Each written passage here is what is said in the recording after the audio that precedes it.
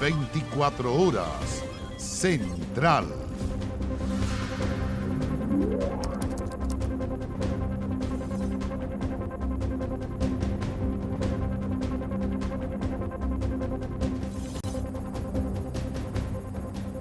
¿Qué tal? ¿Cómo les va? Muy buenas noches, bienvenidos a 24 horas Central en este que es el último día del mes de septiembre. Vamos con las noticias: reactivación económica, seguridad pública y también seguridad social. Esas son las tres prioridades del presupuesto 2023 anunciado anoche en una cadena nacional por el presidente Gabriel Boric.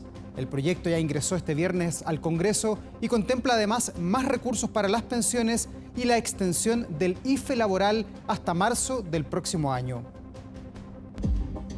Es la ley más importante de la República, que contiene todos los ingresos y gastos que tiene el Estado. Ya está en el Congreso el presupuesto 2023. Lo anunció anoche el presidente Boric en cadena nacional. La billetera fiscal crecerá un 4,2% respecto al año pasado. Damos prioridad al gasto público en función de tus necesidades, que a su vez son las prioridades de nuestro gobierno para mejorar la vida de las personas.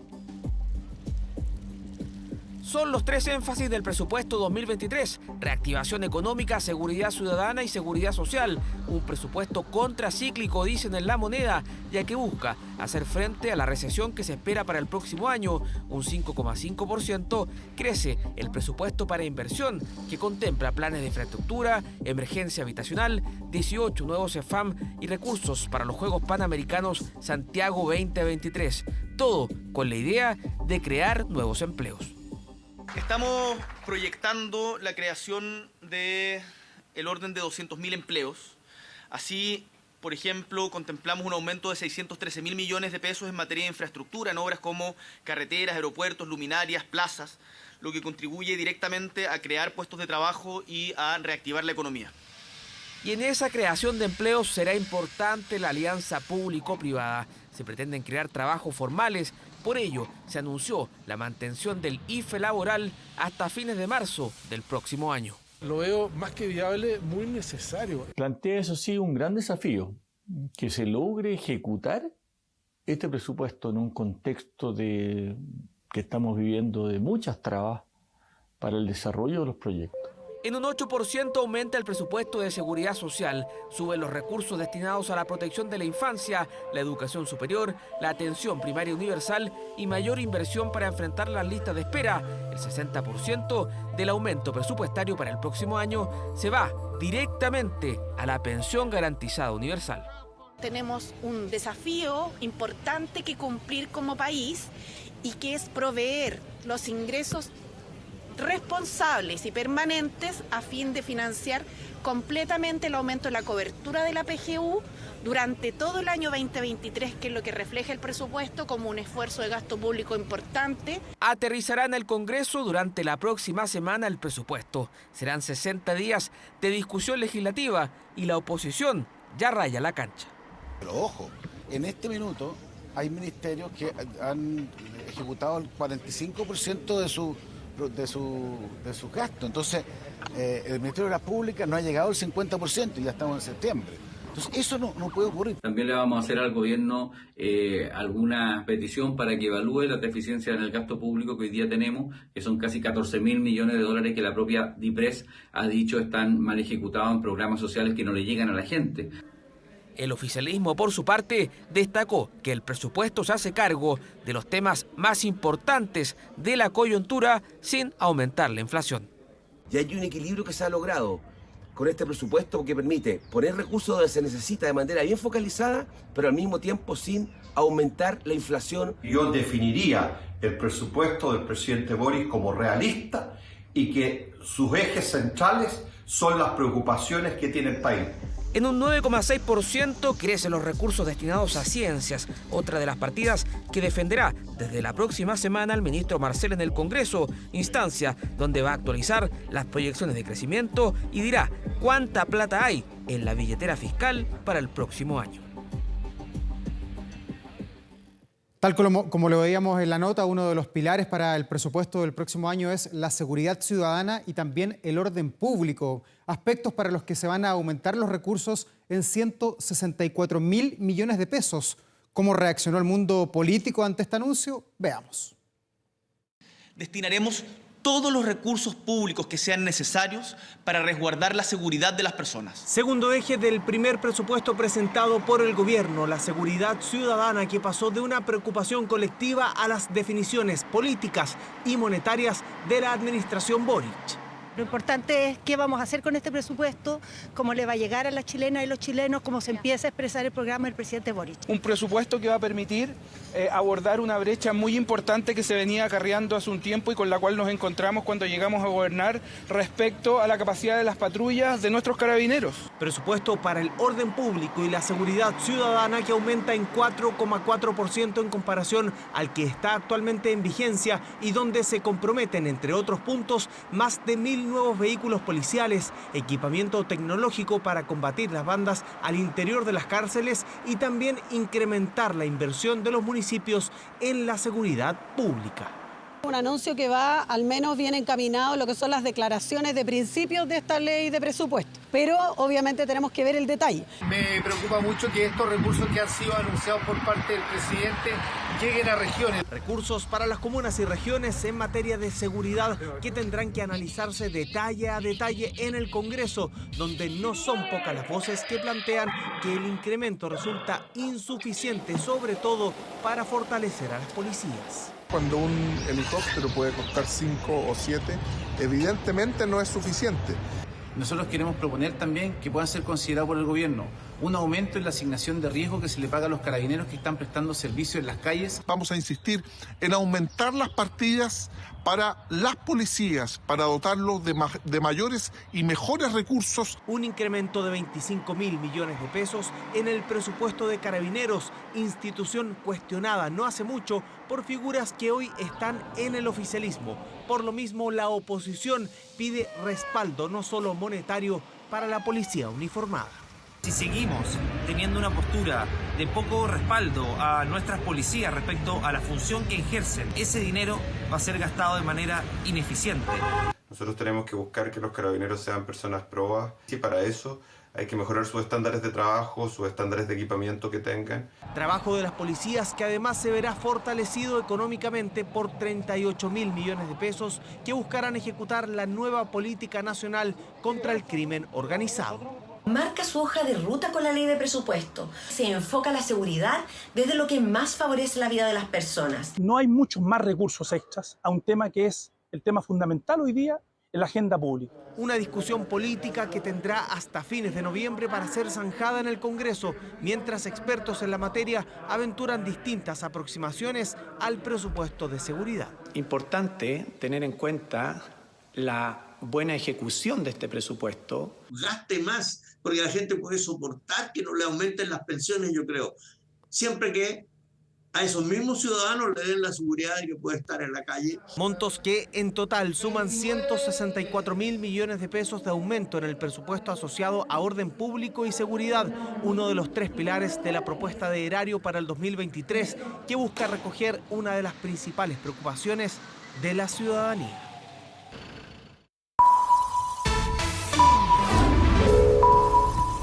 Ahora, 9 de la noche con 4 minutos, nos vamos al sur de nuestro país porque en su primer viaje a la región de la Araucanía, la ministra del Interior, Carolina Toá, aseguró que se requiere reforzar el trabajo y asumir además que está comenzando una nueva etapa tras la renuncia del delegado presidencial en esa zona. Ricardo Campos, ya te vemos ahí en la ciudad de Temuco. ¿Cómo estás? Buenas noches. Sí, ¿qué tal, Daur? ¿Cómo les va a todos? Muy buenas noches. Vamos de inmediato a revisar las imágenes captadas en la cámara de René Garcés de la llegada de la ministra del Interior, Carolina Toá, su primera visita a la región de la Araucanía. 19 horas con 45 minutos. Arriba hasta la losa del principal terminal aéreo de la región de la Araucanía, el aeropuerto de Freire. El avión de Carabineros que traía entonces a la ministra del Interior, Carolina Toá, y también un segundo avión al subsecretario del Interior, Manuel Monsalve, en esta, reitero, primera visita de la ministra del Interior, Interior, Carolina Toá, hasta suelo de la Araucanía, para sostener una serie de reuniones y una visita enmarcada principalmente por la renuncia del ahora exdelegado presidencial Raúl Alard durante la jornada de este día viernes.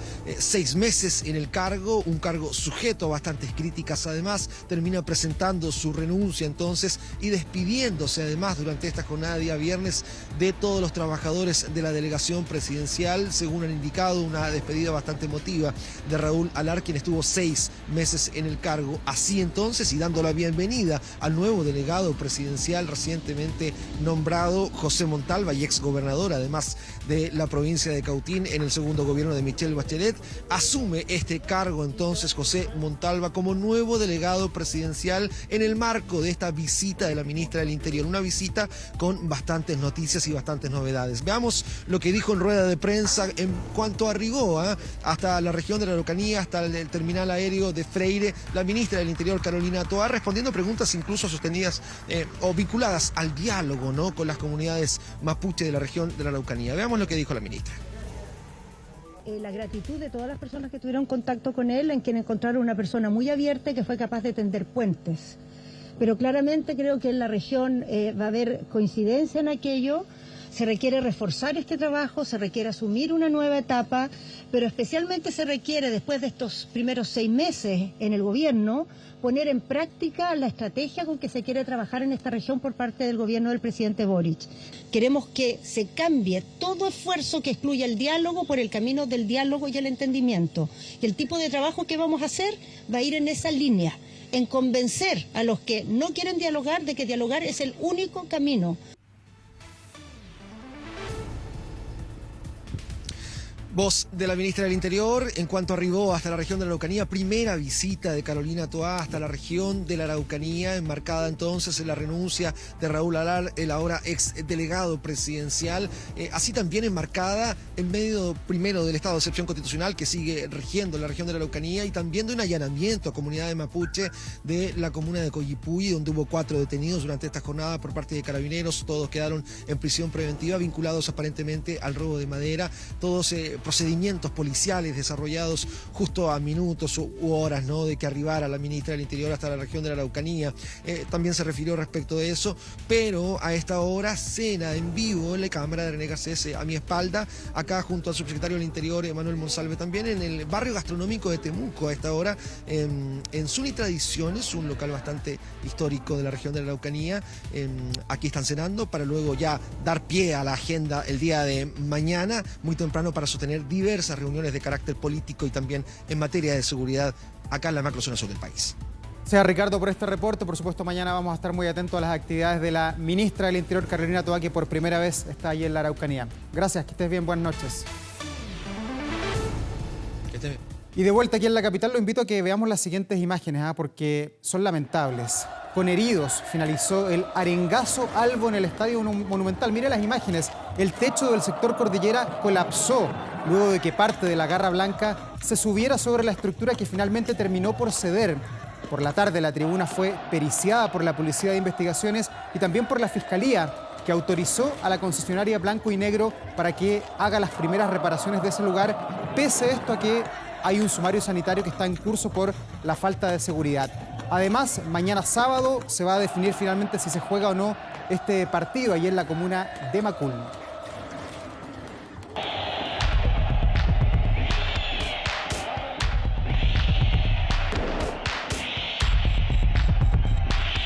En la previa del clásico entre Colo-Colo y Universidad Católica, este viernes se llevó a cabo un nuevo arengazo en el Estadio Monumental. El sector Cordillera lleno a tope, tanta gente había que incluso un centenar de fanáticos no halló nada mejor que ubicarse en la techumbre de este. El reloj marcaba las 12:13 del mediodía cuando la estructura que sostenía letreros publicitarios, el techo y la centena de fanáticos que había encima colapsó. En cancha algunos ni siquiera se percataban de lo que estaba pasando, pero Falcón, Fuentes y Lucero daban cuenta con estos gestos que algo no estaba bien en Tribuna Cordillera.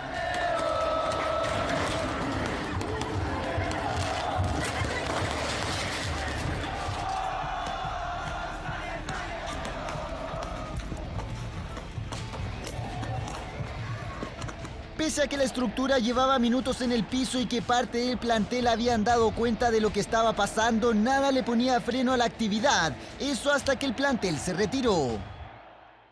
Bueno, primero que nada, si pasó algo, espero que estén bien. El insistir en que la gente se comporte, que el domingo la gente venga a alentar, que disfruten de esto. Mientras Maxi Falcón relataba cómo lo vivió el plantel colocolino en las afueras del Monumental, las ambulancias sacaban a los heridos.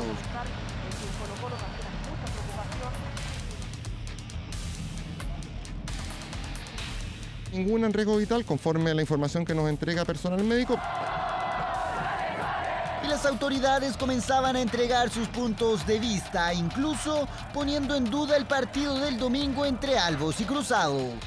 Estamos a la espera de los informes técnicos y en base a estos se tomará en conjunto con la autoridad pertinente una decisión responsable sobre el posible desarrollo del partido programado para este día domingo. Que hemos solicitado a Estadio Seguro y a todos los equipos técnicos que puedan evaluar rápidamente en qué condiciones se encuentra el estadio para evaluar la realización de este partido. Nuestros efectivos de las especialidades de fotografía, planimetría y mecánica se encuentran en el lugar en este momento investigando las causas de este colapso, quienes realizarán los informes correspondientes para informar a la Fiscalía oportunamente. El día avanzaba y la imagen era elocuente, así quedó Galería Cordillera, la publicidad del cacique prácticamente colgando, y desde Blanco y Negro solo emitieron este comunicado de prensa. Lamentamos los hechos ocurridos hoy en el Estadio Monumental. Evitar que este tipo de situaciones se repitan en el partido del próximo domingo frente a Universidad Católica. Y por último la entrada para la gente. Vale. En tanto, cerca de las 18 horas hasta Maratón 5300 llegaron las tarimas para proclamar al campeón del torneo, que eventualmente podría ser Colo-Colo el domingo, situación que es una potente señal y que da a entender que el partido se jugaría sí o sí. Para una eventual celebración de Colo-Colo acá en el Estadio Monumental.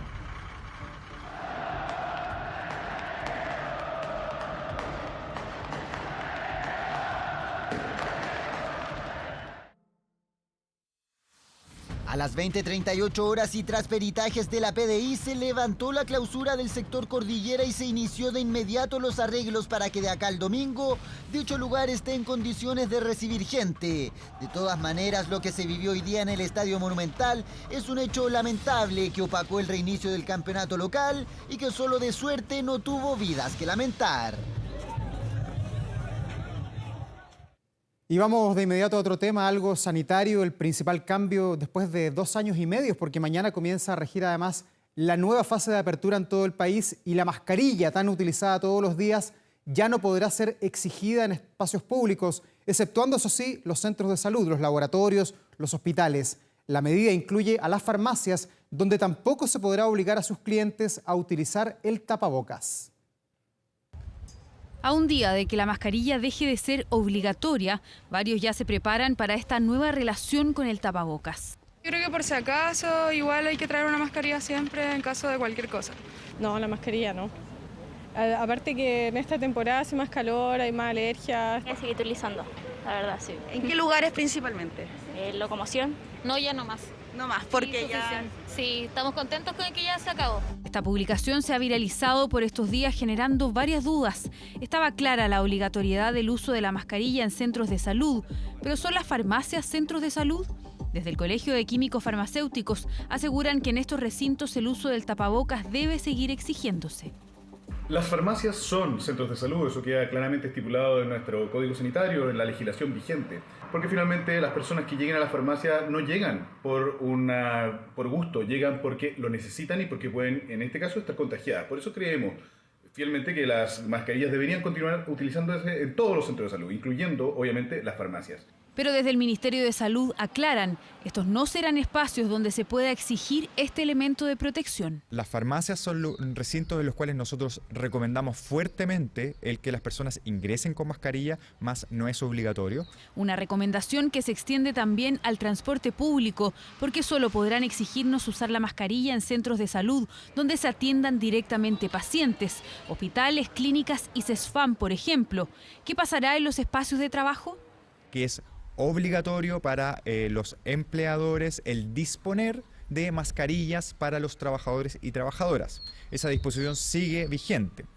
El tema de la utilización deja de ser obligatorio, que es lo que está cambiando ahora. Con la flexibilización de medidas, los expertos insisten en la importancia de seguir avanzando con el esquema de vacunación basal, en particular en niños, donde se registra una importante cifra de rezagados. Según datos de CIPS-UDD, solo el 65,1% de los niños entre 3 y 5 años tiene su esquema de 2 dosis y aquellos que tienen su refuerzo solo alcanzan al 33,9%. Esta semana partimos con la vacunación de la 4ª dosis de los niños de 3 a 5 años y no tuvimos ningún anuncio y no se dio a conocer en forma explícita. Sabemos que los niños más chiquititos de 3 a 5 años que no tienen su vacuna tienen 4 veces más posibilidades de hospitalizarse que un niño que tiene su dosis de refuerzo. Según las autoridades de salud, la posibilidad de vacunarse contra el COVID seguirá existiendo para todos aquellos que estén rezagados con su esquema. Mientras, el nuevo calendario será publicado la próxima semana.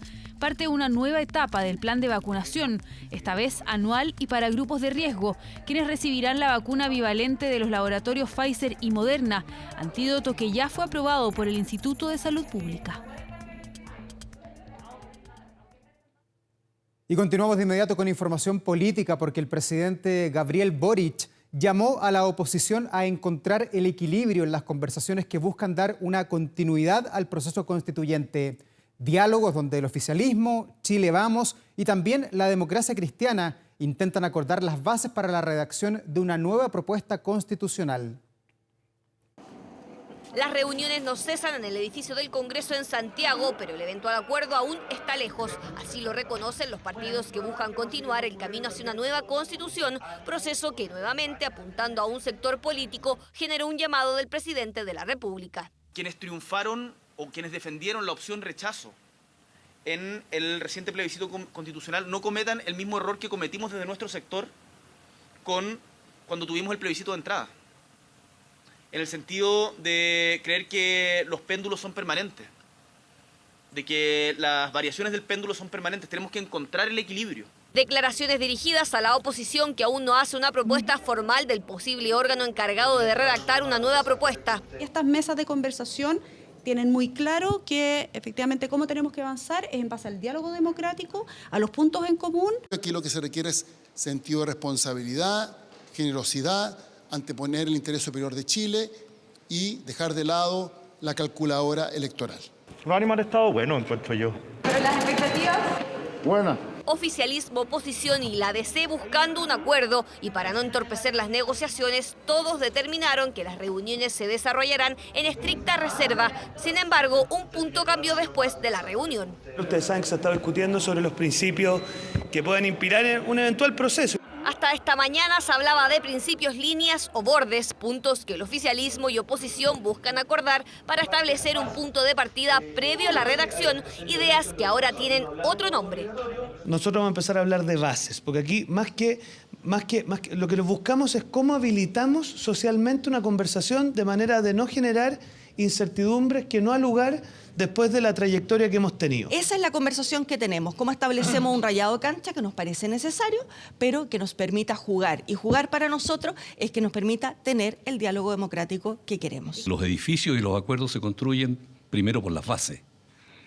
Y estamos en eso. Una de las bases consensuadas es que Chile es un Estado unitario. Esto porque no existiría intención de dejar como principio el concepto de plurinacionalidad, un punto que será analizado en la reunión del próximo martes en Valparaíso entre Chile Vamos, la DC y el oficialismo, instancia donde el Partido de la Gente, que presentará su propuesta el lunes, y el Partido Republicano reclaman porque, según ellos, están excluidos. Pretenden secuestrar el debate constitucional en una reunión a puertas cerradas. La negociación en el Congreso replica en parte importante el espíritu excluyente de la Convención. Pareciera que solo buscan cómo lograr el quórum de 4/7 en el Congreso. Aunque en el oficialismo reconocen que la conversación con Chile Vamos facilita el desafío para lograr los votos para la reforma constitucional que habilite un nuevo proceso constituyente, aseguran que ese no es el principal argumento del encuentro, sino que acelerar el debate para cerrar un acuerdo. Todos los partidos con representación parlamentaria fueron invitados. ¿A la bilateral? A la conversación que acabamos de tener. No porque alcance los 4/7, sino porque podemos llegar a una nueva asamblea amplia que se va a dar probablemente el próximo jueves con puntos más concretos sobre la mesa. El próximo martes, Chile Vamos, oficialismo y la DC volverán a reunirse ahora para afinar las bases del acuerdo. La idea es que el próximo jueves, día en que se reunirán todas las fuerzas políticas, se llegue con una propuesta más certera que permita pasar a una segunda etapa donde se defina el rol de un eventual comité de expertos y las características del órgano que redactará una nueva propuesta constitucional. Y durante esta jornada el presidente Gabriel Boric recibió en el Palacio de la Moneda al embajador de Israel en Chile, quien tras el impasse entre ambos países presentó hoy finalmente sus cartas credenciales. Recordemos que el encuentro fue postergado el 15 de septiembre luego de que el mandatario decidiera no recibir al diplomático en protesta por el fallecimiento un día antes de un adolescente palestino en Cisjordania tras una redada israelí. La determinación provocó molestia en el gobierno de Israel, cuyo representante en Chile ese día fue citado a la sede de la Cancillería. Tras el encuentro, el diplomático aseguró que el gobierno de Chile le pidió disculpas. La cita fue reagendada para hoy y se desarrolló durante esta tarde. En ella se abordaron temas relativos a las relaciones bilaterales y también a los derechos humanos. La canciller Antonia Urrejola aseguró que el impasse se dio ya por superado. Es que todo fue una reunión muy agradable, sentí muy bienvenido. Hablamos de Israel, de Chile, de las relaciones bilaterales, de temas de la región, del Medio Oriente, derechos humanos y más que todo temas de salud en materia bilateral, pero también de ciberseguridad y otros temas. Vamos adelante, hay mucho por venir en las relaciones de Israel y Chile. Absolutamente por superado, obviamente fue una conversación en el ámbito privado, pero fue una grata conversación, franca y grata conversación, y estoy segura que ambas partes lo han dado absolutamente por superado. Elecciones Brasil 2022. Ya quedan solamente 48 horas más para saber si Lula da Silva se convierte en el próximo presidente de Brasil o si bien habrá una segunda vuelta entre él y el actual presidente Jair Bolsonaro. Vamos de inmediato hasta Sao Paulo, donde está nuestra enviada especial Andrea Aguilar, a quien saludamos esta noche. ¿Cómo estás, Andrea? Un gusto de tenerte aquí en 24 Horas Central.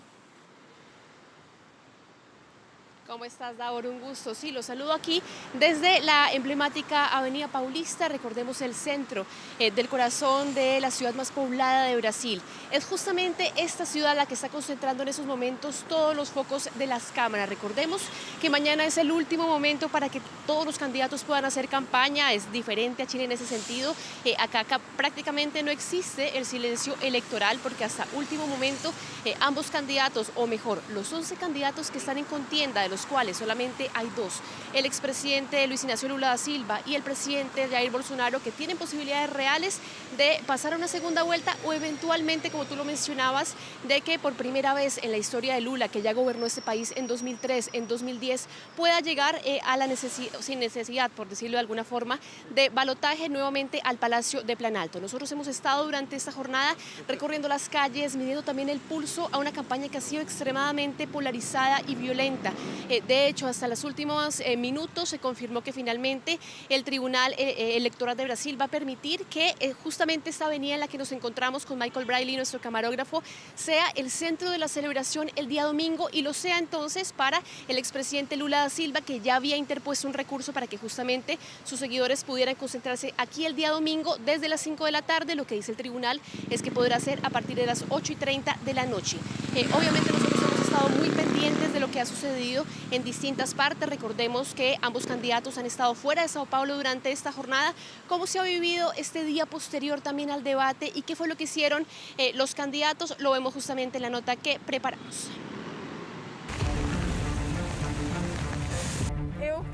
Yo quiero a alguien que cambie el país. Continuar con lo que Bolsonaro está haciendo. Voy a votar nulo. Un país polarizado entre quienes apoyan la continuidad del gobierno de Bolsonaro y quienes añoran los años de bonanza de los gobiernos de Lula. Voy a votar por la situación, voy a votar en Bolsonaro, sí. Porque el otro candidato, el otro, que es Lula, debería estar en la prisión. Bolsonaro fue terrible durante la pandemia, fue antivacunas y la economía está en pésimo estado. Pero para los analistas, el presidente que llega al Palacio de Planalto no tendrá un Brasil fácil de gobernar. Brasil está en una situación social dramática. Brasil está en una situación dramática. Hay una expectativa muy grande con relación al próximo gobierno. Una situación mucho más difícil de cuando Lula llegó al poder en los 2000, sin las condiciones energéticas ni los precios del petróleo.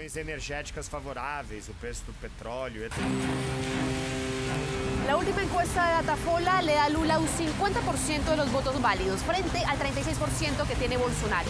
Esto abre la posibilidad de que por primera vez en su historia política Lula gane la victoria sin pasar por segunda vuelta. Porque el pueblo se acuerda de lo que pasó hace 4 años. No fue bueno, se siente en el bolsillo, pero no solo en lo económico, también con la violencia y otras situaciones. El último debate estuvo marcado por la tensión y los insultos entre los candidatos y las acusaciones de corrupción, lo que no ayudó a ninguno de los dos a mover el codiciado voto de los indecisos.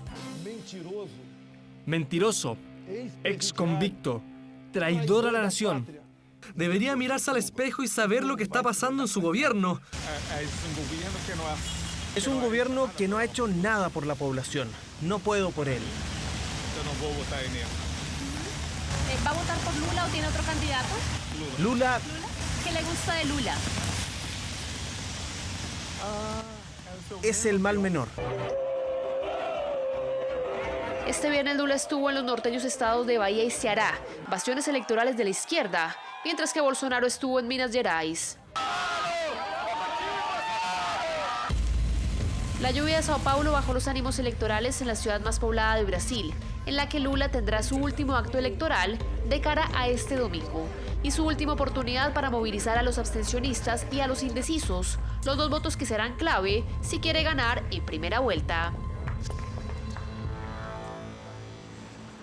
Bueno, y se espera entonces que mañana justamente esta sea la ciudad en la que ambos candidatos puedan tener ese último momento con sus seguidores. El expresidente Lula da Silva tendrá una caminata acompañado de sus seguidores. Lo mismo hará el presidente Jair Bolsonaro, que tendrá esas actividades en motocicleta, esas caravanas que normalmente hace y que normalmente justamente tuvo en las últimas horas en distintas partes. Recordemos que él estuvo hoy en el estado de Minas Gerais y se espera que una actividad muy similar suceda en Sao Paulo durante la jornada de mañana. Nosotros, por supuesto, Davor, les estaremos contando todos los detalles de esta jornada histórica a la que están convocados 150 millones de brasileños a las urnas. Por supuesto, Andrea, nos quedamos también muy atentos a ese cierre de campaña de Lula y Bolsonaro. ¿Quién será el próximo presidente de Brasil?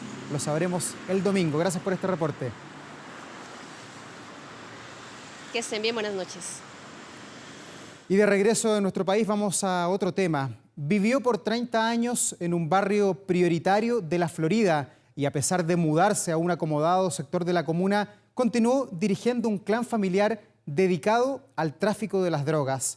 Según los investigadores, utilizaba al resto de la organización para su propio beneficio. Incluso, fíjese, mantenía departamentos solamente para traficar. En camino a un barrio que tiene una zona azotada por el tráfico, pero por quienes ni siquiera viven ahí. Una familia de la Florida que instaló su propio imperio de la droga, con réditos que cada día aumentaban. Quien dirigía lo hizo desde la comodidad de su hogar.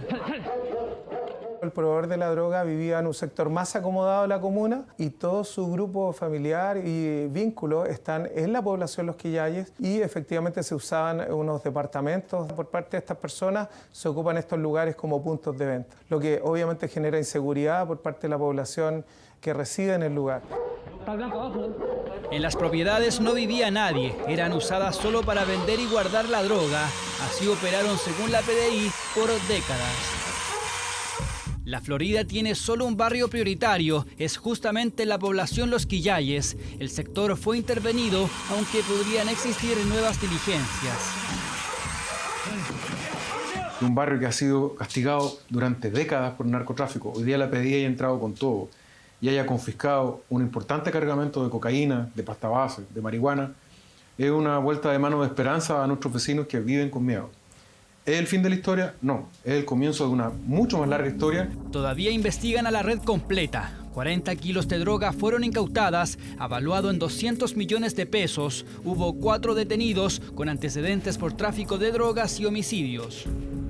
Alejandro Guerra Orellana, el líder para la policía, también fue capturado. Un incipiente empresario de la droga que no solo generaba daño en una población, también en su propia familia para beneficio personal, advirtieron los investigadores.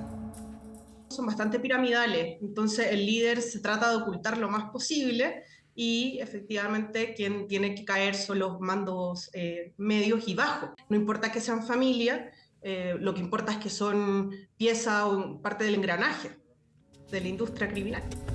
Los lazos sanguíneos no importaban para este clan familiar, que buscó instalar su negocio en zonas poco comunes.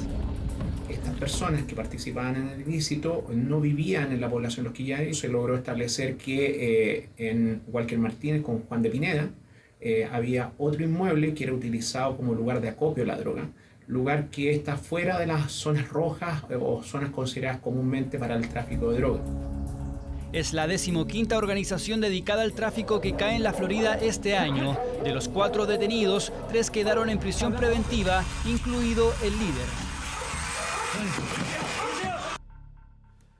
Y nos vamos ahora hasta el sur de nuestro país porque tras 52 años de operación en Coronel, cerró sus operaciones el complejo termoeléctrico Bocamina. Con esto quedó fuera de línea la segunda y también última planta de generación a carbón de la empresa Enel en Chile, la que tiene mayor capacidad de generación instalada en nuestro país.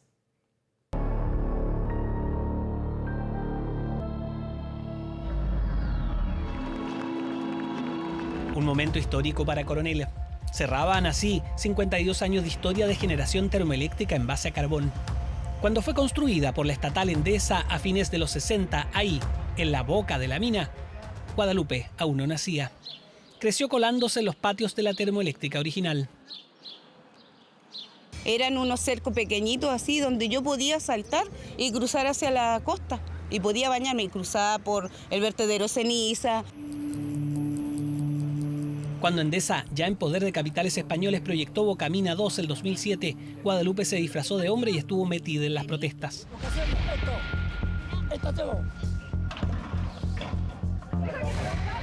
Hubo de todo, enfrentamientos con carabineros, nado en aguas residuales y gente enterrada en ceniza. Aún así, el 2012 inició sus operaciones Bocamina 2, inyectando 350 megawatts de potencia al sistema eléctrico nacional. En 2040 debía cerrar, pero Enel decidió adelantar la medida en 18 años. Es simplemente el inicio de una nueva etapa que nosotros como gran grupo de generación queremos liderar. El cierre del complejo Bocamina se une al de la termoeléctrica Tocopilla U15 de Engie Energía Chile, sumando 500 megawatts. Que ahora quedan fuera del sistema, reemplazados por plantas solares. En el último mes, prácticamente la mitad de la generación del país fue a través de energías renovables no convencionales. La participación en el sistema eléctrico nacional de la capacidad instalada de centrales a carbón baja así de 16 a solo un 14%, lo que implica que la descarbonización avanza, pero aún está lejos, sobre todo si se considera el uso que se le da según la temporada. En algunos meses del año la generación a carbón puede ser un 40%, 30%, incluso hasta 50%. El cierre de estas centrales termoeléctricas abre un proceso donde necesitamos seguir incorporando energía renovable. Coronel solo tiene 2 termoeléctricas, una a biomasa y otra a carbón, Santa María de Colbún, equivalente a Bocamina 2. La desconexión de Bocamina 2 es un paso importante para la ciudad de Coronel, para lógicamente dejar de ser una zona de sacrificio. Y ojalá todas las empresas que están a nuestro contorno, que nosotros somos la comuna del patio trasero de todas las empresas, esta empresa deja por muy alto que ellos vinieron a mitigar. Un camino que parte para una de las llamadas zonas de sacrificio. El carbón se retira de la matriz energética nacional. Llega la generación de energías renovables. Vamos ahora a noticias del exterior y ponga mucha atención porque en un hecho que causó el repudio de la comunidad internacional, el presidente de Rusia, Vladimir Putin, firmó hoy la anexión de 4 regiones ucranianas, un área que, mírala bien, sumando la región de Crimea, que fue anexada en el 2014, corresponde al 22% del territorio total de Ucrania y a una superficie bastante grande, más o menos 135.000 kilómetros cuadrados, un territorio que, si lo llevamos al mapa de nuestro país, equivale más o menos desde la región de Coquimbo hasta la región del Ñuble. Estamos hablando desde La Serena hasta Chillán, un terreno grande, muy extenso. ¿Cómo se vivió esta jornada en Rusia y también cómo reaccionó el mundo a esta decisión de Vladimir Putin? Lo revisamos en la siguiente nota.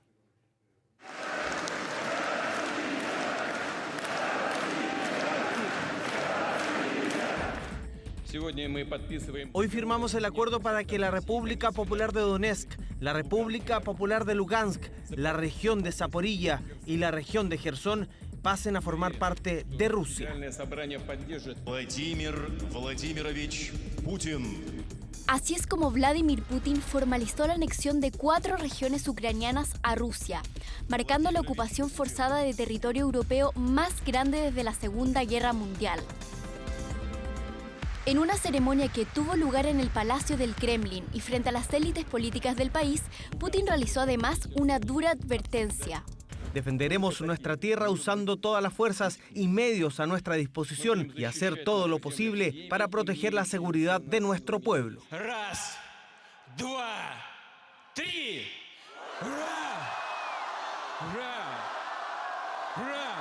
Días después de la realización de referéndums manejados por Rusia y ampliamente criticados por la comunidad internacional, Putin aseguró que esta fue la decisión de millones de ciudadanos que serán parte del país para siempre.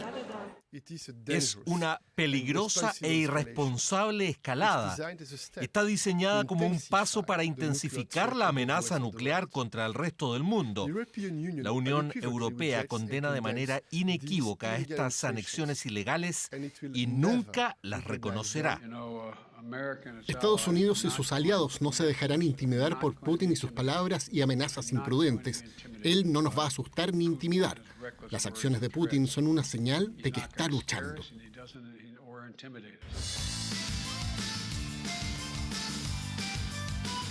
Sin embargo, poco antes de que miles de personas celebraran la anexión en Moscú, en la recientemente incorporada región de Zaporilla, las fuerzas rusas lanzaron misiles en contra de civiles que esperaban en caravanas humanitarias.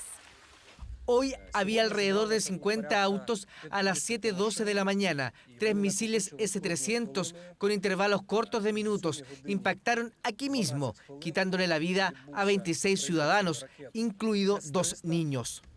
Después del ataque, residentes de Zaporilla se apuraron para escapar del territorio. Nos despertamos porque toda la casa empezó a temblar. Una explosión horrible, da miedo. Decidimos mudarnos porque los ataques se han vuelto más frecuentes. El presidente ucraniano Volodymyr Zelensky firmó una solicitud para un ingreso acelerado de su país a la OTAN, donde en un discurso prometió liberar todo su territorio. Es nuestro país el que siempre le propuso a Rusia pactar una convivencia en condiciones igualitarias, honestas, dignas y justas. Está claro que con este presidente ruso es imposible. No sabe lo que son la dignidad y la honestidad. Estamos listos para un diálogo con Rusia, pero con otro mandatario. Un conflicto que ya no tiene vuelta atrás y donde Rusia busca cambiar el mapa geopolítico de una Europa que mira con inquietud los pasos de Vladimir Putin. Y de regreso aquí en nuestro país, un violento incidente se produjo al interior del metro de Valparaíso. Un joven fue detenido por agresión y amenazas en la estación Quilpué.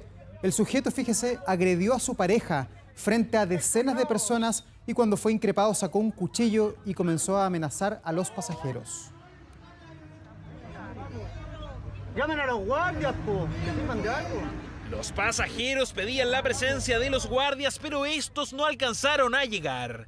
Estaban impotentes frente a la presencia de este joven que, cuchillo en mano, los amenazaba, todo por defender a la pareja del agresor que segundos antes había sido golpeada. En el momento que salimos, el sujeto sacó un arma blanca.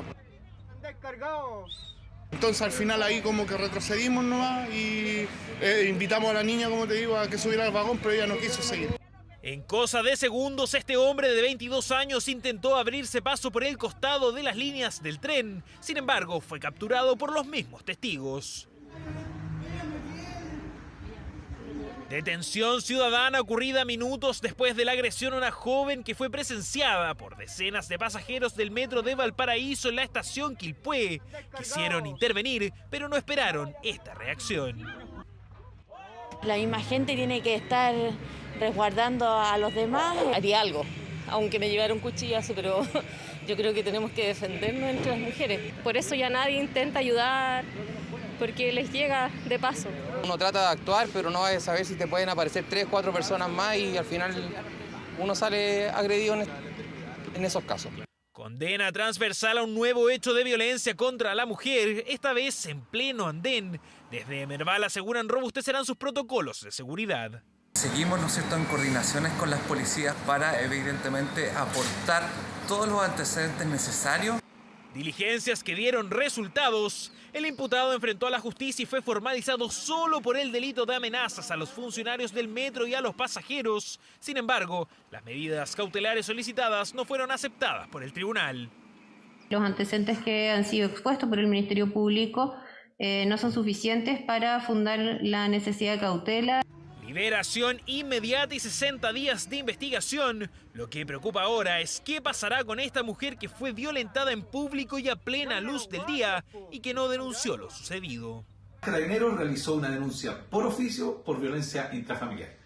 La denuncia oportuna da las herramientas a las policías para actuar en flagrancia. Nuevamente nos encontramos frente a una situación de violencia machista que evidencia que es un tema también de seguridad pública.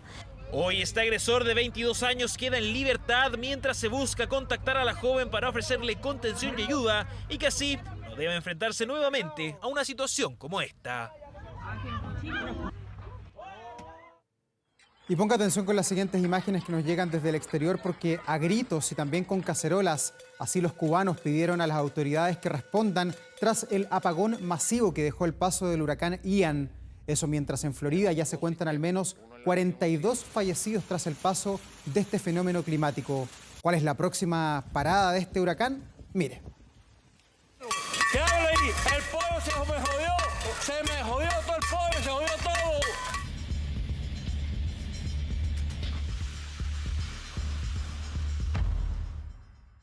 Ahora que yo le doy de comer a esa niña, ¿qué le doy si no hay nada? 4 días sin corriente, mira la niña ahí.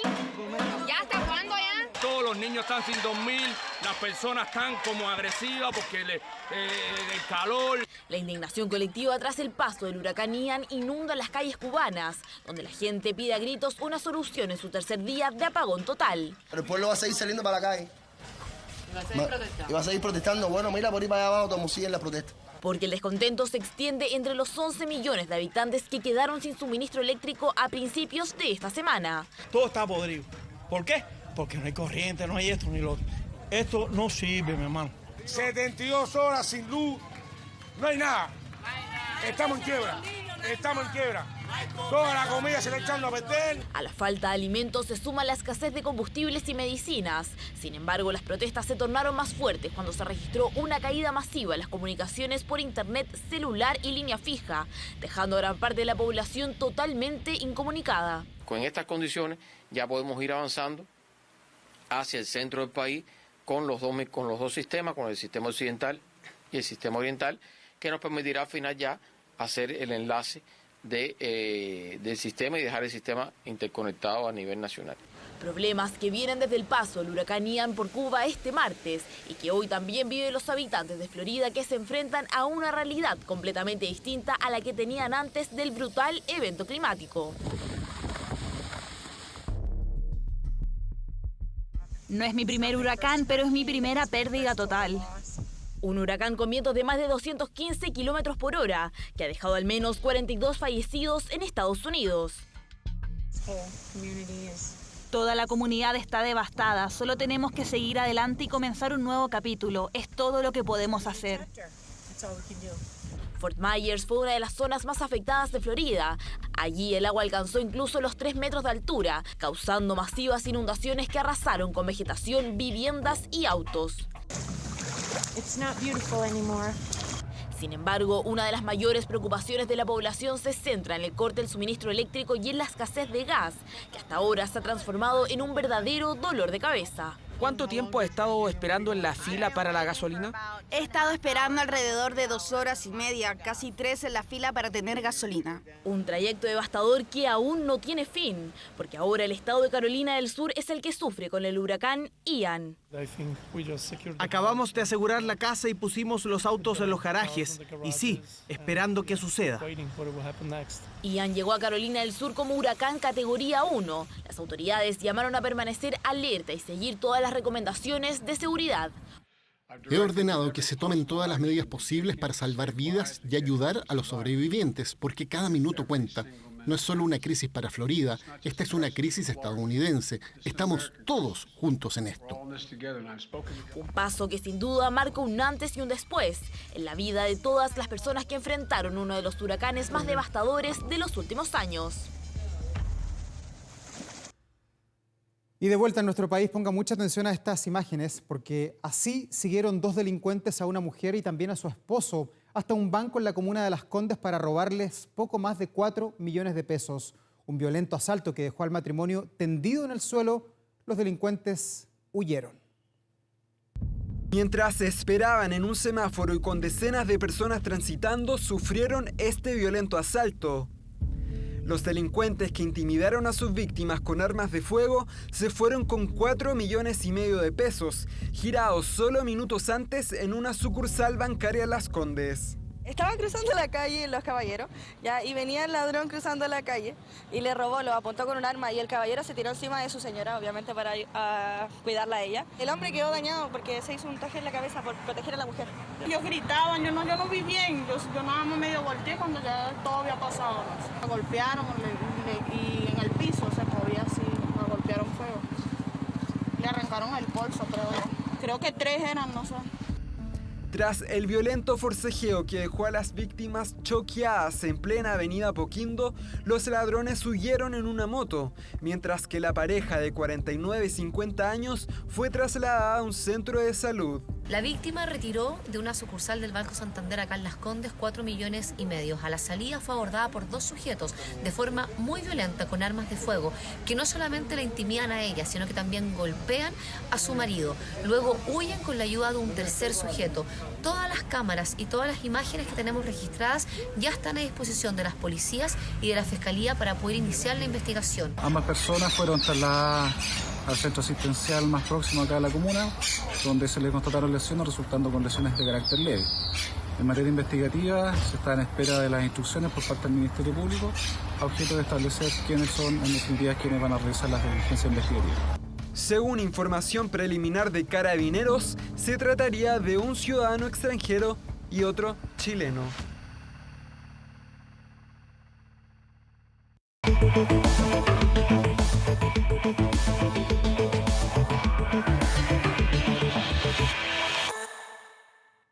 Han pasado ya 30 años de la que se recuerda como la fuga más sangrienta del Frente Patriótico Manuel Rodríguez. Hoy en Archivo 24 recordamos el escape de 1992 y el duro enfrentamiento con Gendarmería, en la voz de quienes fueron protagonistas de un día de terror al interior de la ex penitenciaría de Santiago.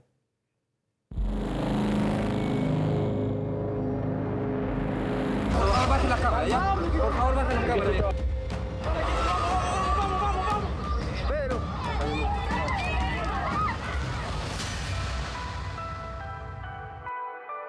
El 10 de octubre de 1992, 8 miembros del Frente Patriótico Manuel Rodríguez intentan fugarse de la penitenciaría por su puerta principal.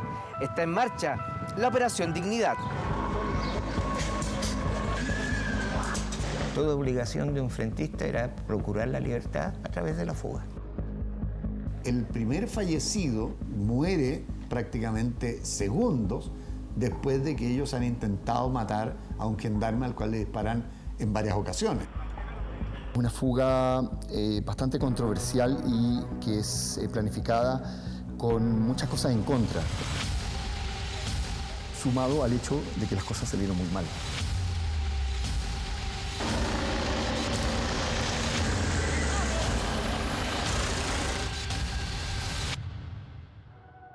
Quien fuera el director de Gendarmería, uno de los presos del Frente Patriótico y un escritor que habló con los protagonistas, nos relatarán detalles inéditos de una de las fugas carcelarias más sangrientas de la década de los 90 y que quedó registrada en los archivos de TVN.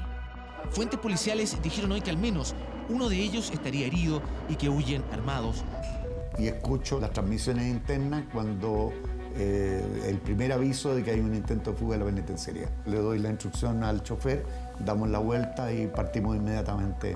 Era una mañana de octubre de 1992 y 8 miembros del Frente Patriótico Manuel Rodríguez toman la atrevida decisión de fugarse de la penitenciaría a la hora de visita y por la puerta principal. Toda obligación de un frentista era procurar la libertad a través de la fuga. Y yo le dije que no. No participo porque mi compañera había caído presa y eso significaba dejarla sola acá. El amor que yo sentía por ella va a ser perjudicial para nosotros porque yo no voy a poder permitirme no comunicarme con ella. Los 2 años de la incipiente democracia habían transcurrido con el asesinato del senador Jaime Guzmán y el secuestro de Christian Edwards. Muchos frentistas estaban presos en la famosa calle 5 de la penitenciaría. No eran reos comunes y el objetivo siempre fue la libertad. Había una organización que estaba en declive. Ellos prácticamente se sentían huérfanos, ¿no? Abandonados por la dirección del frente. Había hecho su última gran acción unos meses antes, más bien a comienzo de ese mismo año, cuando concluye el secuestro de Christian Edwards. Hemos solicitado a diversos medios de comunicación del país interrumpir sus transmisiones. Esta noche, aproximadamente a las 23 horas, fue dejado en libertad por sus captores el señor Christian Edwards, quien se encontraba secuestrado desde el día 9 de septiembre del año pasado. Sin financiamiento y en condiciones muy exiguas, Patricio y Pedro Ortiz, José Martínez, Mauricio Gómez, Luis Moreno, Francisco Díaz, Manuel Venegas y Pablo Muñoz Hoffman deciden fugarse a punta de balazos.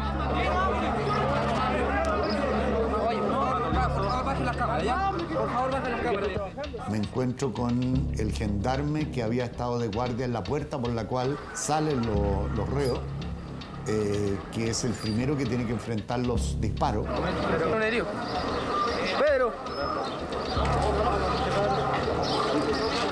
Hay una persona a la cual en la práctica le disparan a mansalva, él se tira hacia atrás, relata, cae al suelo con la ametralladora, sin soltar la ametralladora, da 3 o 4 vueltas en el suelo mientras uno de los terroristas le sigue disparando. Sí, el primero que cae muerto es Pedro Ortiz, que era el jefe de esa operación y era el jefe del frente al interior de la cárcel. Él cae cuando está haciendo contención para que escapen sus compañeros. Por eso que Pedro cae a la salida. Mauricio Gómez y José Miguel Martínez huyeron rumbo al pasaje Juan Yarur, cercano al Parque O'Higgins.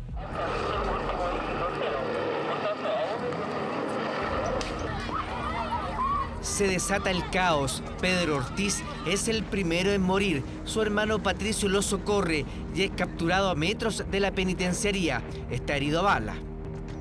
Un rato después llegaba a la posta central herido grave, paradojalmente el hermano de este, Patricio Ortiz, herido cuando corrían juntos por la calle mencionada. Ortiz es procesado por maltrato de obra a carabinero causando la muerte. Él se devuelve a buscar a su hermano Y ahí es cuando, recibe impactos de bala de los gendarmes que están en las torres y probablemente también de carabineros. Y si él permanece con vida es simplemente porque él simula estar muerto. El gendarme, cuando él siente que han arrancado, él se para, que es una reacción absolutamente automática, una reacción de entrenamiento, y vacía el cargador de su UCI completa hacia las personas que se iban fugando. Aún hay 6 frentistas prófugos y el operativo que despliega Gendarmería, la PDI y Carabineros es inédito en la capital. La gente de los carros de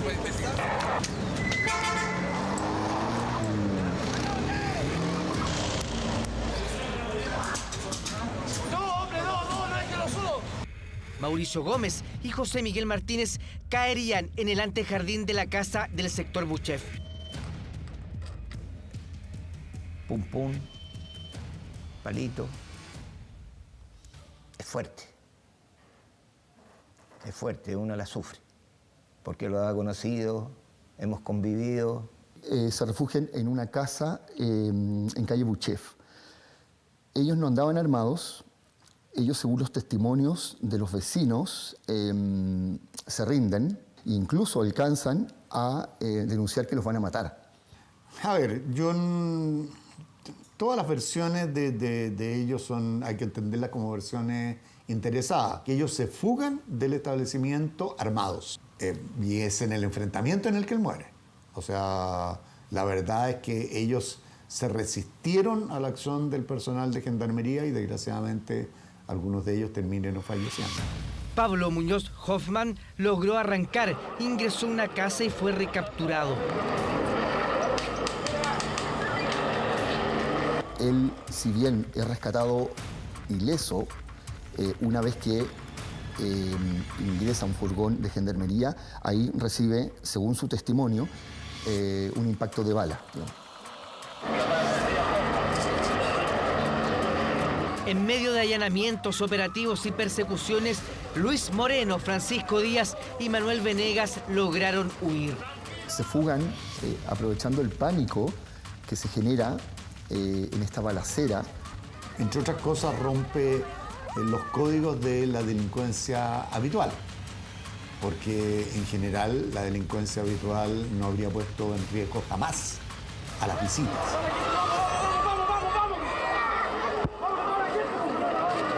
De los 3 fugados, nada, no se sabe, o sea, no había ningún dato certero. El vietnamita escapó. Y con todo respeto, aunque supiera, él anda libre, no lo puedo delatar. En el momento en que ellos iniciaron la fuga dentro del penal, fueron repelidos por 2 centinelas, uno de los cuales cayó herido mientras los repelía. En tanto, aquí en el Hospital del Trabajador, el gendarme que resultó herido en estos acontecimientos se recupera satisfactoriamente de sus heridas. Miré hacia abajo y había una persona apuntándome con una pistola. El apoyo que deberían haber tenido exterior para tener éxito se frustra por razones que, digamos, no están del todo claras. Sería un golpe devastador para el Frente Patriótico y siempre se sostuvo la tesis de que esta fuga fue delatada por un compañero de cárcel. Un exfrentista que estaba preso con nosotros en la cárcel, estaba colaborando con servicios de inteligencia. A quien acusan de haber estado infiltrado y de haber entregado la fuga, una década después aparece como candidato a concejal por San Miguel por el Partido Radical Socialdemócrata, que es el mismo partido al cual pertenece el director de Gendarmería en la época que ocurre la fuga, ¿no? Isidro Solís. Nosotros, como servicio de Gendarmería, nunca tuvimos ni una información previa, nunca tuvimos una alerta previa que se estuviera preparando una fuga, ni supimos los elementos con que ellos contaban. Si otros organismos del Estado lo supieron, la verdad es que no lo pusieron en conocimiento de Gendarmería. ¿Y qué pasó con esos que habían traicionado, que estaban adentro de la cárcel? ¿Qué hicieron ustedes? ¿Qué cree usted? No sé, pues le pregunto a usted. Le dimos su merecido, como se dice. Patricio Ortiz y Muñoz Hoffman, tras sus heridas, volvieron a la penitenciaría. Isidro Solís supo en ese tiempo que había que construir un presidio de alta seguridad tras la fuga. Venían de organizaciones terroristas, tenían entrenamiento militar. Prácticamente en ese instante quedé solo. No había más frentistas. Ortiz y Muñoz Hoffman sobrevivieron y tomarían notoriedad 4 años más tarde, cuando de la cárcel de alta seguridad se escaparon en la operación Vuelo de Justicia, junto al llamado comandante Ramiro y a Ricardo Palma Salamanca, en el escape más espectacular que recuerde la crónica chilena. ¿Sabes qué, mi amor? En este momento, mira, anda un helicóptero aquí al lado de nosotros tirando balazos. No sé si quieren rescatar a alguien o se van fugando. De alguna forma ellos, yo creo que lo rescatan en el helicóptero por lo que habían vivido y pasado. Ambos habían sido sobrevivientes de esa fuga del año 92 y ambos habían perdido a sus hermanos. Entonces, por eso que nos tratábamos de hermanos, éramos en el fondo una hermandad. Yo me siento muy orgulloso de la capacidad de reacción que tuvo Gendarmería como servicio. Me siento muy orgulloso de la reacción que tuvieron los funcionarios que ese día estaban ahí. Se le incautó a los terroristas muertos y heridos, por un lado, una pistola Sig Sauer con 2 cargadores, de los cuales habían sido percutadas la totalidad de sus municiones, es decir, 30 balas, y 3 revólveres. En este pasaje cercano al Parque O'Higgins cayeron abatidos 2 de los frentistas. Pablo Muñoz Hoffman logró huir hasta este domicilio. En su interior fue recapturado. 4 años más tarde, junto a Patricio Ortiz, se fugarían en un canasto y en un helicóptero junto al comandante Ramiro y a Ricardo Palma Salamanca. Patricio Ortiz volvió a Chile luego de 20 años, una vez prescritos sus delitos. De Pablo Muñoz Hoffman hasta el día de hoy, nunca más se supo de su paradero.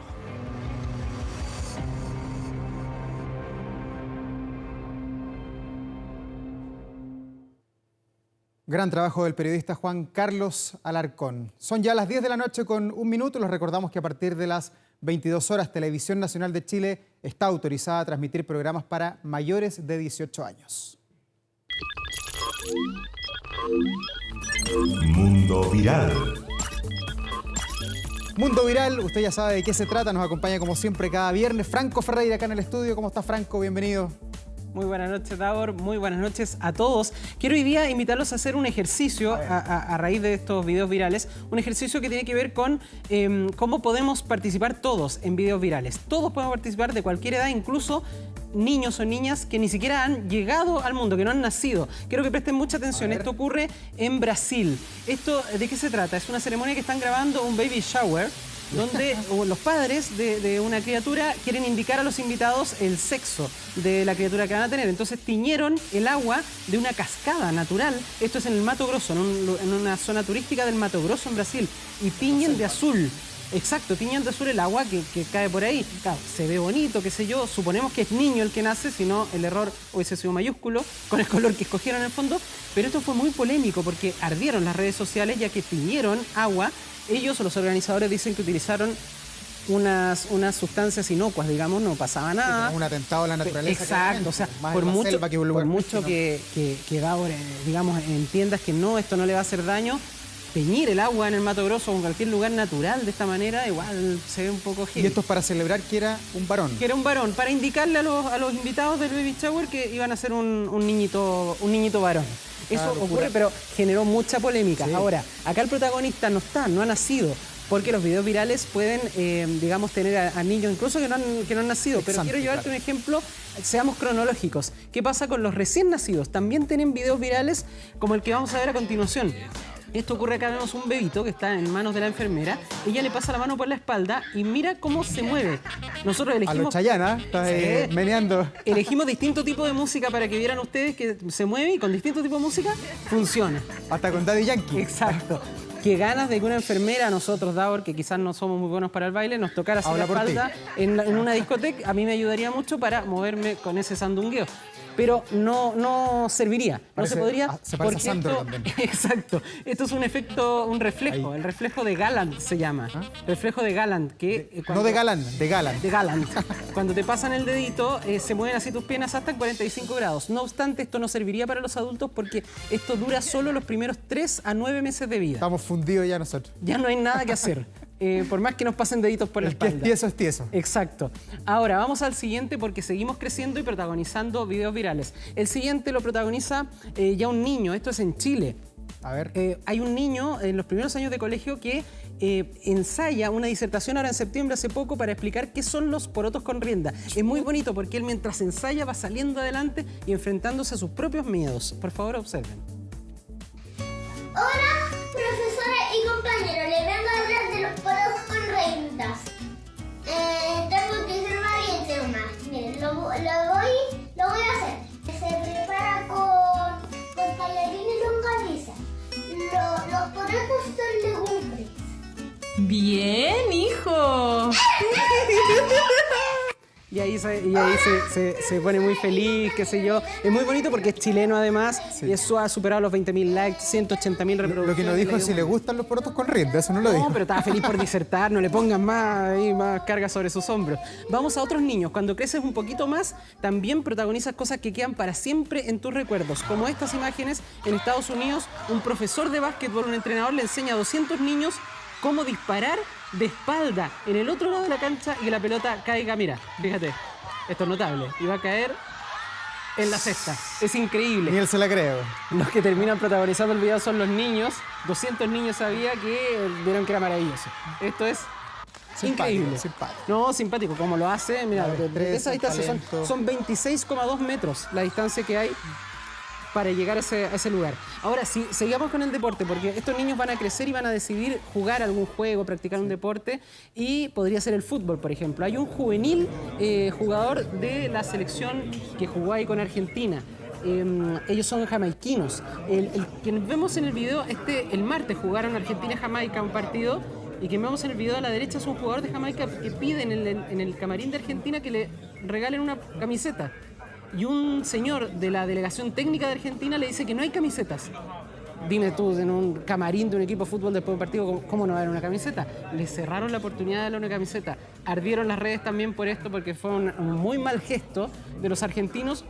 Y hay quienes ya aseguran que si Argentina no llega a ganar el Mundial de Qatar, puede pesar mucho este video. Son esos típicos videos previos que te dicen: por esto no saliste campeón. Es una estupidez, quizás una tontería, pero ojo, si no llega a ganar Argentina. Franco Algo de Ferreira, lo que te traje con Mundo Viral esta semana. Gracias por todo este Mundo Viral y me quiero despedir con el puñito porque es el último día de puñito. Mañana ya estamos un poquito más liberados en temas sanitarios. Gracias, Mañana Franco, que estés muy abrazamos. bien. Y nosotros vamos a la pausa comercial, ya volvemos con más aquí en 24 Horas Central, no se vaya. Presentamos 24 Horas Deportes.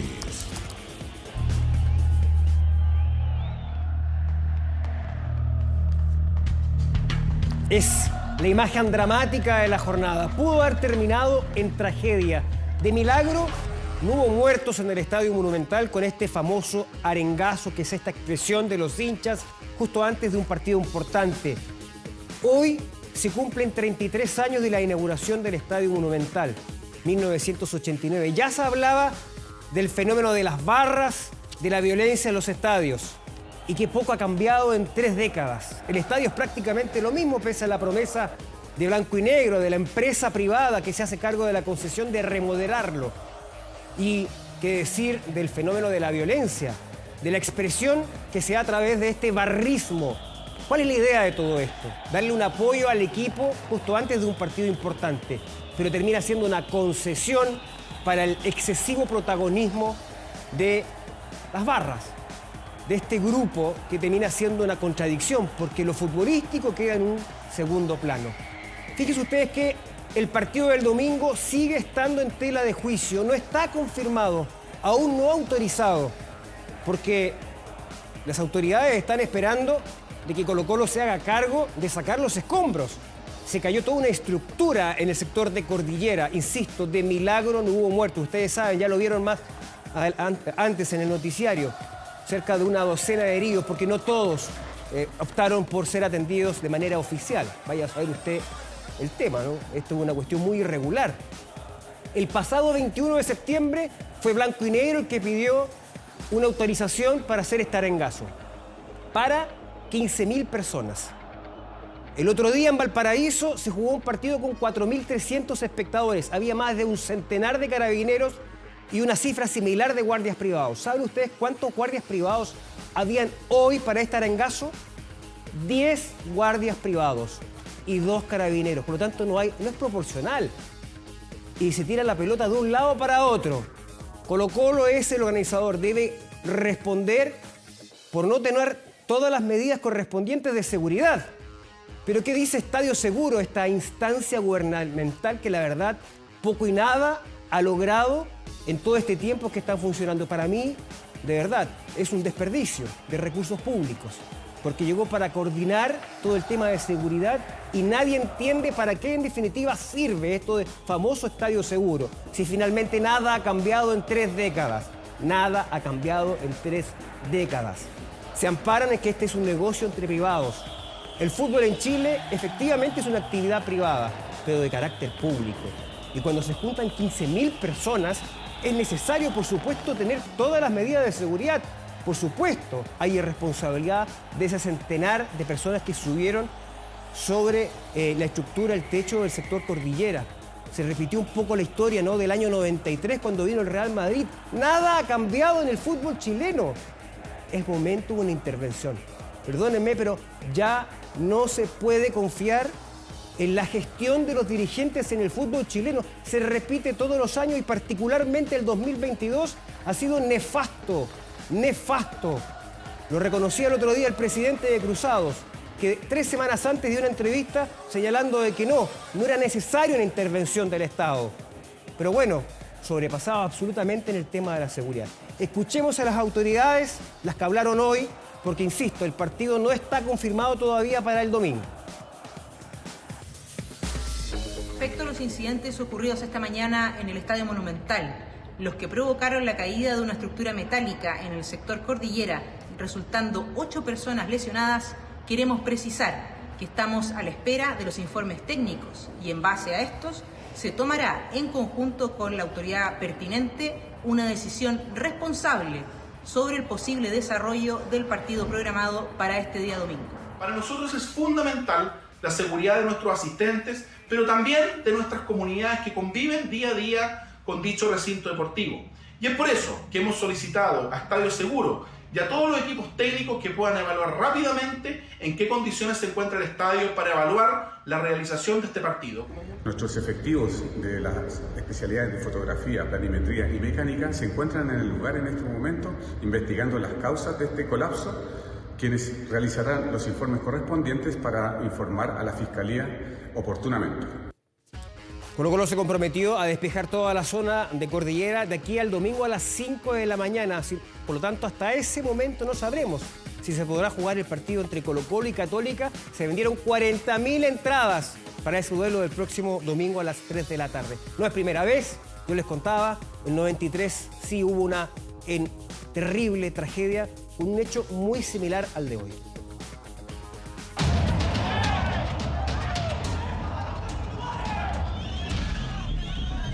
A lo largo de los años hemos visto disturbios, pelea entre jugadores, destrozos en las graderías, en fin, un sinnúmero de incidentes que han tenido al Estadio Monumental como escenario, y lo ocurrido en el arengazo de este viernes se suma a esa nefasta lista.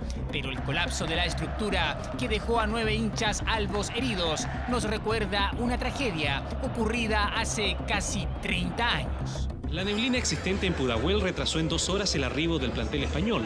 Una pequeña espera si pensamos que los fanáticos del fútbol han aguardado 25 años para ver nuevamente al Real en Chile. Era agosto de 1993 y todo Chile estaba revolucionado con la visita de Iván Zamorano y el poderoso Real Madrid. El interés de ver a uno de los clubes más grandes del planeta congregó a 65.000 espectadores en el reducto de Macul. En la parte alta se coloca atrevidamente el público que no debe estar en esas posiciones. Tanto es así que se ha caído una parte, ustedes vieron unas calaminas. Se jugaban 15 minutos de partido cuando una de las techumbres cedió por el peso de los hinchas. La gente no entiende y están colocados en las partes más... Figúrense, mire cómo está todo eso caído. 77 personas heridas, una de ellas con daño neurológico severo y 8 meses en coma, y un fallecido. Fue el lamentable resultado. Por salvar a mi cabro chico, quedé colgando con el brazo metido entre medio. A mi niño no le pasó nada y al otro cabrón, bueno, hubo otro que se enterró un fierro en el estómago, pero no sé para dónde lo habrán llevado, no tengo idea. La investigación judicial por el accidente desligó de responsabilidad a Colo-Colo y los afectados tuvieron que esperar meses para obtener alguna reparación. El 31 de septiembre de 2003 era jornada de Superclásico por la 6ª fecha del Clausura. Los hinchas rompieron las graderías y a los 55 minutos, Nelson Pinto, al ejecutar un lateral, fue impactado por un proyectil en pleno rostro. A 1 hora de suspendido el partido, Nelson Pinto comenzaba a recuperarse. Ese partido fue distinto, o sea, la gente estaba como muy ofuscada, íbamos ganando en principio 1-0, nos había empatado hace poco Colo-Colo y ves que uno iba a sacar laterales, estaban tirando pizarreños, que antes eran las bancas de pizarreños, entonces fue complicado. Son los recuerdos lamentables del Estadio Monumental, que este viernes sumó un nuevo capítulo, que tuvo varios heridos y que claramente pudo terminar mucho peor. Una semana realmente negra para el fútbol chileno en términos del control, en términos de la seguridad. Pasó el día miércoles en Valparaíso. Ustedes saben, el clásico universitario que tuvo que ser suspendido. Realmente preocupante. Las autoridades del fútbol, los dirigentes del fútbol han mostrado su incapacidad y también su desinterés para enfrentar con seriedad este fenómeno.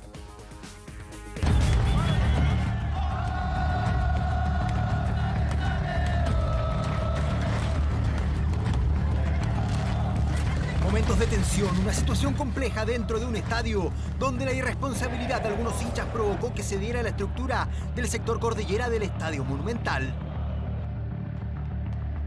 El accidente propiamente tal está asociado también a una actitud que tomaron algunas personas, algunos hinchas, de subirse a una estructura que no está destinada para eso.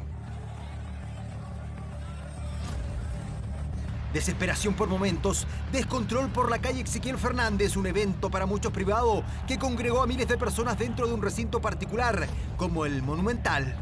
Acá lo primordial y lo que está por sobre todo es la seguridad y la integridad de las personas. Estadio Seguro decidió dejar en duda el partido y clausurar el sector en cuestión del estadio, una situación compleja y lamentable que se sumó a lo ocurrido el miércoles en Valparaíso.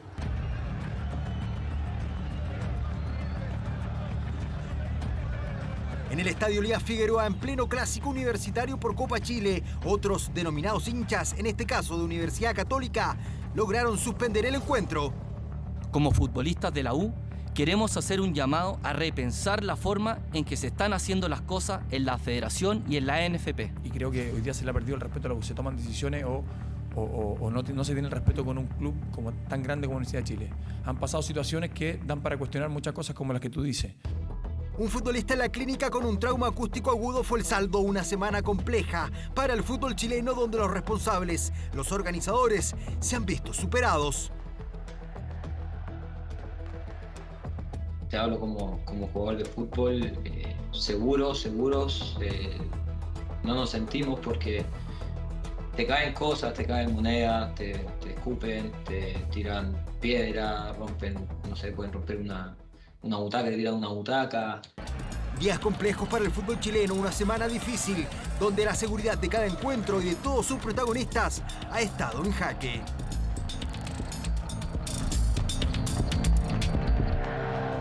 Ya volvemos con 24 horas. Hablemos un poco de fútbol. Pongámonos en el escenario que Colo-Colo soluciona los problemas del Estadio Monumental, de que el partido es autorizado y juega el domingo con la Católica. Bueno, podría consagrarse nada menos que campeón, conseguir la estrella número 33, aunque también depende de otros resultados. Estos son los cálculos que hacen los hinchas de Colo-Colo.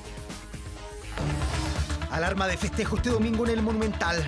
Gustavo Quinteros realiza sus cálculos, trata de dejar en claro cuál es la ecuación perfecta para ser campeón ante Universidad Católica este domingo.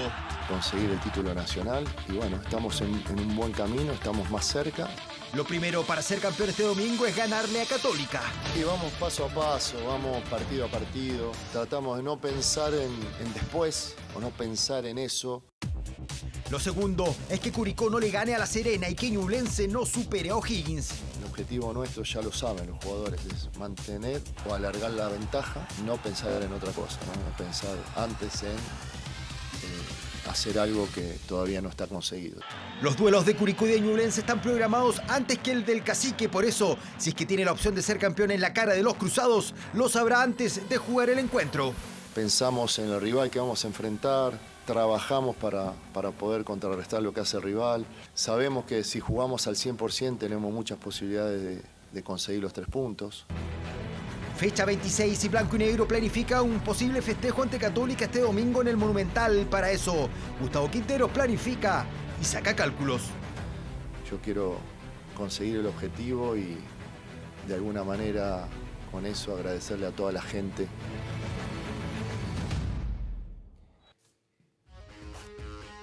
Bien, a la espera entonces, mañana saber qué deciden las autoridades respecto de este partido, si es que se juega o no, si es autorizado o no por parte de Estadio Seguro, la delegación presidencial, ustedes saben. Así está el fútbol chileno, lamentablemente. Me despido, corte y siga las noticias después en 24 Horas Central. Buenas noches.